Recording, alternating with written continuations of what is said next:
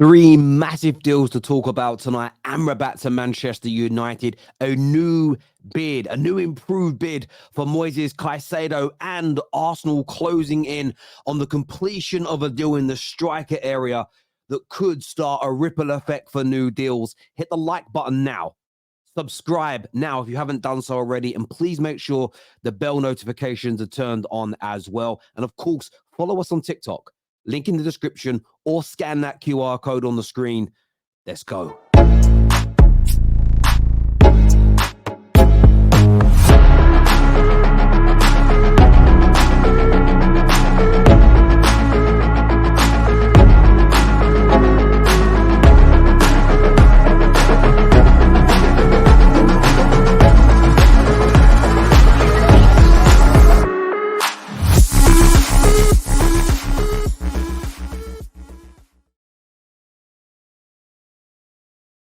That's posed to me regularly is what's happening with Amrabat. Why is he not yet a Manchester United player? What are we waiting on?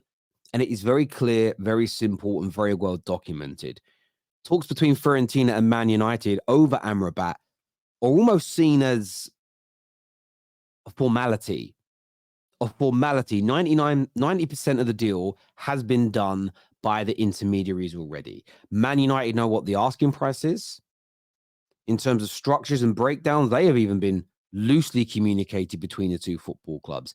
Amrabat is 100% committed to being a Manchester United player.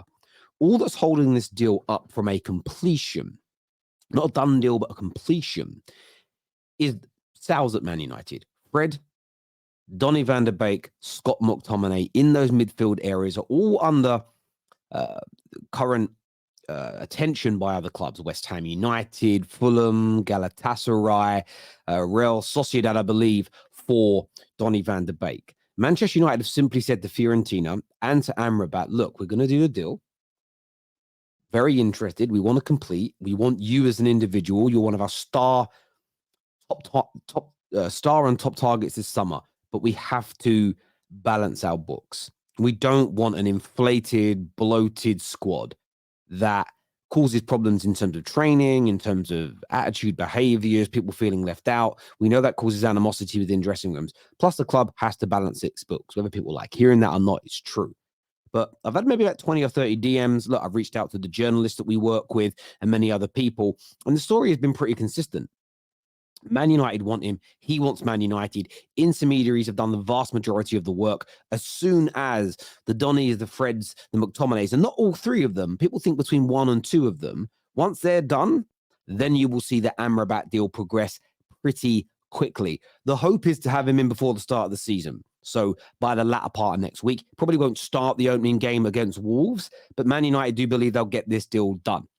So look, from my point of view, I'm relaxed, very excited about him joining, but hold up on the DMs about this deal because it's where it's meant to be at this point. There's a few things holding it up, and that is pretty normal.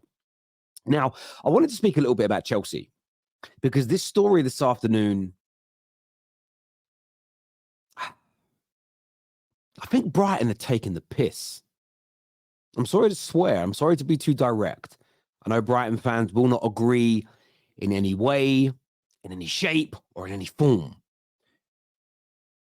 Chelsea are going to bid 90 million for Caicedo, which means, by the way, they already have.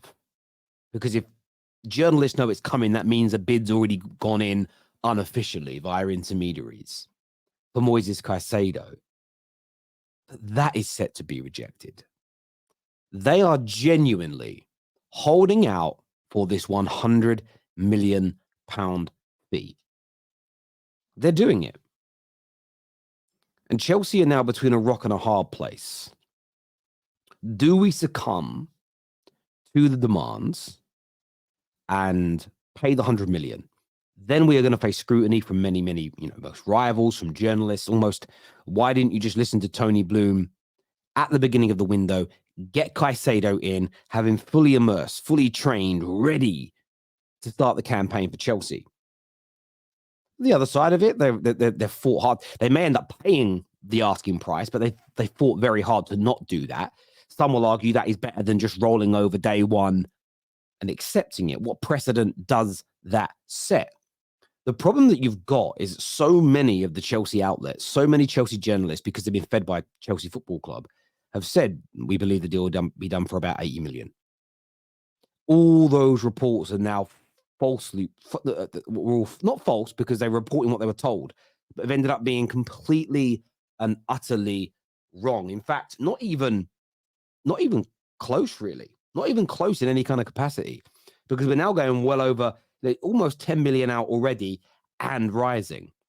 But the most important thing here is that Chelsea need to bolster that midfield. The Premier League starts in 7 days. Chelsea's campaign, yes, starts in 9 days. But if Caicedo's not in by Wednesday or Thursday next week, he will not be playing in that first game. And I do believe we're going to be in a season where every single point matters. Chelsea could have a brilliant campaign, but ever so slightly miss out on top 4 / top 5. Imagine they miss out by 3 or 4 or 6 points. And they drop games in the opening few weeks because they're not ready. This could really hurt them. On the other hand, I said at the beginning of this Chelsea segment, I think Brighton are taking the piss. I'll say it bluntly. I think Brighton are taking the absolute piss. I mean that wholeheartedly. I want to say this in the right way. He isn't worth 100 million. Declan Rice is older, more experienced, more commercial value, and better, slightly better at this stage. Some will say much better. Caicedo's own camp don't believe he's worth more than 80 million. So I do think there's an element here of Brighton. And look, and I know they hold all the cards and they're doing nothing wrong. In reality, they're not. But there's something about this. It just leaves I'm not a Chelsea fan. There's just a bit of a sour taste in my mouth. Now, they can do it. They're allowed to do it. It's their choice. But £100 million. Chelsea fans, talk to me. I want your opinions. You may agree with all of what I've said, some of what I've said, none of it. I want to understand where you're coming from on this deal. Remember, hit like button, share, subscribe, click the bell notification button as well. Now, I want to move on to Arsenal, because Arsenal have now lost Gabriel Jesus for the beginning of the season. And there's speculation it will be anywhere between 2 to 6 weeks. And it's hard to kind of judge with Arsenal, because we've seen at times they've said, look at Saliba last year. They kept on saying he can't be back soon. He's on the edge, and he never did. So you don't always know where you stand. But there's now talk that's come out here this year from Alfredo that Inter Milan are back strong for first choice Balogun and have intensified talks with Arsenal. Inter plan to close the deal for 35 million euros, add-ons included, with talks moving forward. Now, look, Arsenal want 50 million pounds. So 35 million euros is a long way short. It's almost half of the 50 million pound price tag that Arsenal have placed forward. But the Italian press is kind of confident that Arsenal are going to succumb to this and let him go. The player has been asking for the fee to be dropped. He's been asking for the amount to be lowered. And he may very well get his wish. As I said yesterday on the Top 6 show, what I've seen of Balogun looks very good. But if he was really a 50 million pound starlet who has got the world at his feet, I don't believe Arteta. If Arteta believed that, I don't believe Arteta would be letting him leave. He'd be giving him that game time for him to fulfill his potential. So I don't think Arsenal feel they're going to miss him. It's all about who they replace him with. And for me, it has to be Mohamed Kudus.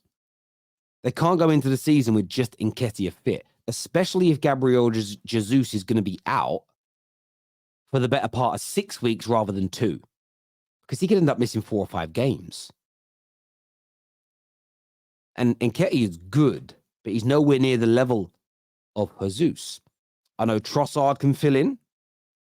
I know Trossard can do a job in that position, but I still think Arsenal need more. Not just for this injury, but throughout the course of the season. Relying on Eddie Nketiah alone isn't good enough. It isn't good enough. They need more than that. So if they do allow Balogun to leave, that money has to be reinvested. For me, Mohamed Kudus has to be the guy.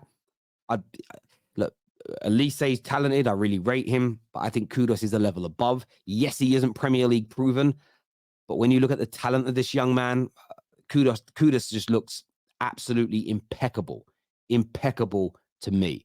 But that's my opinion. As ever, I want to know yours. I want to know what you think, how you see this, what your opinions on these matters are right now. Let me know in the comments section below. Arsenal fans, what should you be letting Balogun go for? And then who do you want the club to replace him with? Because I believe you have to buy.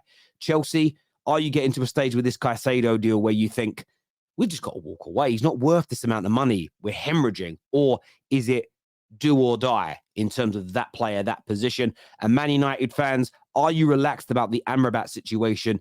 Do you think he's the right man for the club? Let me know in the comment sections below. Take care. Goodbye. God bless. And I'll see you all again soon. Thank you.